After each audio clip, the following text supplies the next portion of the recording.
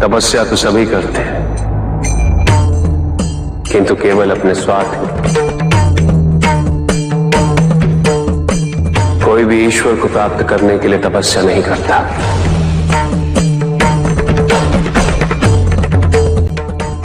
कोई भी तपस्या इसलिए नहीं करता कि उसकी भक्ति उसके आराध्य तक पहुंच जाए। मृत्यु चाहते हो अंदर, मुक्ति चाहते हैं, किंतु मृत्यु से मुक्ति प्राप्त नहीं होती। ना ही मृत्यु जीवन का अंत होती। सृष्टि ही जीवन, प्रकाश ही जीवन। और यदि जब हम नेत्र खोले और हमें प्रकाश की अनुभूति ना हो, तो इसका यह अर्थ नहीं कि प्रकाश कहीं नहीं। प्रकाश है। आवश्यकता है तो अपने नेत्र खोलकर अंधकार के परे दे दे। यदि कोई बड़ा नहीं होगा तो कोई छोटा ही नहीं रह पाएगा।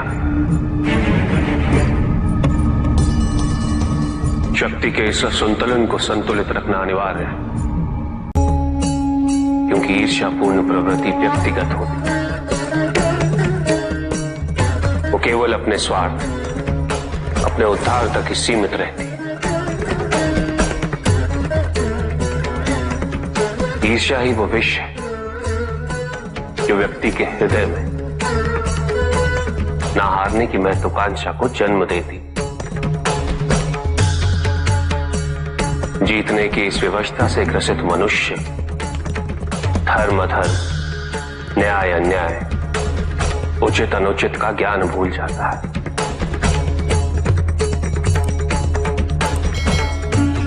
संवेदना, करुणा भूल जाता है।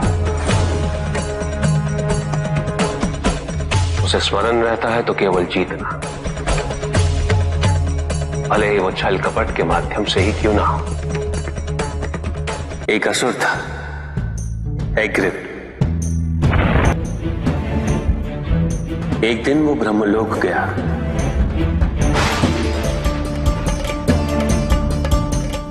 और बड़ी ही चालाकी से उसने ब्रह्मदेव से चारों वेद प्राप्त कर लिए।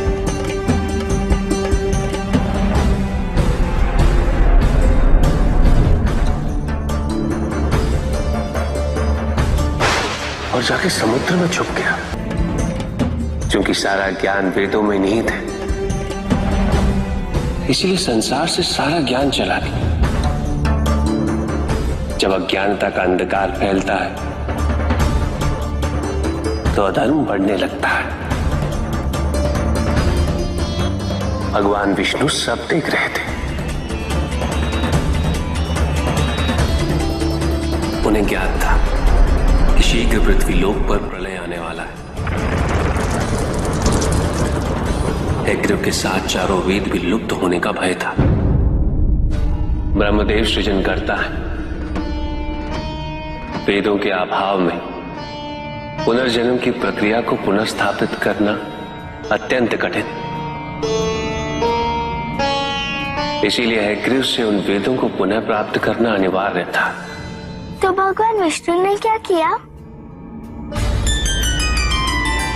भगवान विष्णु ने एक मत्स्य रूप धारण किया। वो एक मछली बने और नदी में अवतरित। राजा सत्यव्रत स्नान कर रहे थे। एक छोटी सी मछली उनके हाथ में आ गई। इतनी छोटी मछली? भगवान विष्णु? हाँ, राजा सत्यव्रत उस मछली को जल में छोड़ने जा ही रहे थे कि उस मछली ने बड़ी मछलियों का भय जताते हुए उनसे विनती की। उनसे कहा कि वो उसे अपने साथ ले चले। राजा सत्यव्रत अत्यंत दयालु थे। मछली को अपने कमंडल में शरण दे दी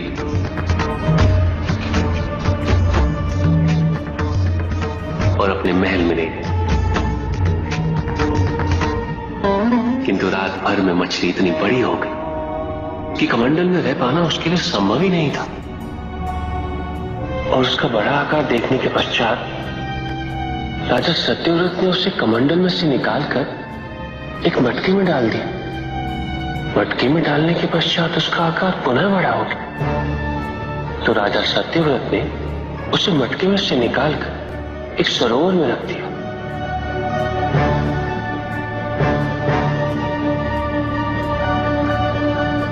किंतु उस एक ही रात में सरोवर में रखने के पश्चात भी उसका आकार इतना बड़ा हो गया कि उसे नदी में रखना पड़ा। किंतु नदी में रखने के पश्चात भी उसका आकार पुनः बड़ा हो और इतना बड़ा हो गया कि यदि उसे महासागर में नहीं रखा जाता तो उसकी मृत्यु निश्चित थी। राजा सत्यव्रत उसे महासागर की ओर ले गए।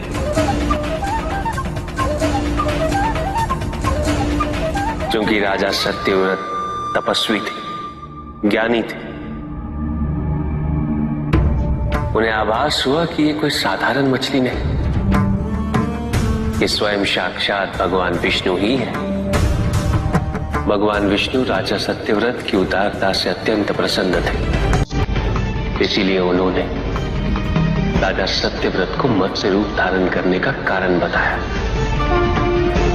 साथ ही उन्होंने सत्यव्रत से कहा कि आज से 7वें दिन प्रलय आएगा, समस्त पृथ्वी जल में समा जाएगी। किंतु आप सप्त ऋषियों के साथ साथ अनाज, वनस्पति व अशुद्धों की प्रत्येक प्रजाति के बीज और प्रत्येक पशु का एक एक जोड़ा लेकर एक विशाल नौका में सवार होकर मेरी प्रतीक्षा कीजिएगा।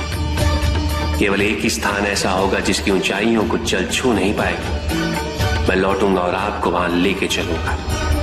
ऐसा कौन सा स्थान था? हिमालय पर, अर्थात तुम्हारी माता के पिता हिमालय। फिर क्या हुआ?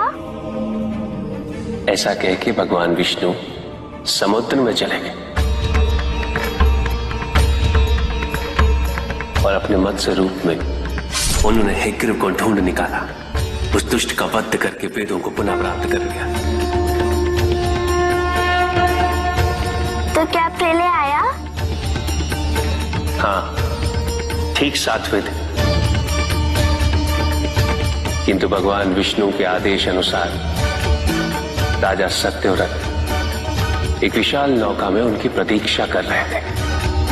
तभी विष्णु जी एक सींग वाली विशाल स्वर्ण मत्स्य रूप में प्रकट हुए।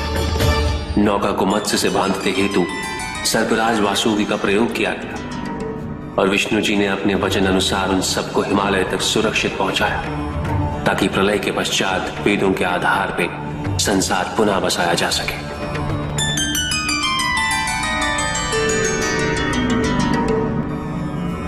राजा सत्यव्रत मनु कहलाए। मनु अर्थात मानव जाति के प्रजनक।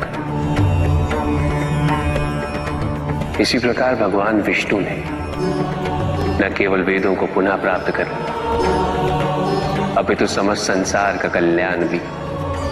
अर्थात भगवान हर संकट में अपने भक्तों की सहायता अवश्य करते हैं।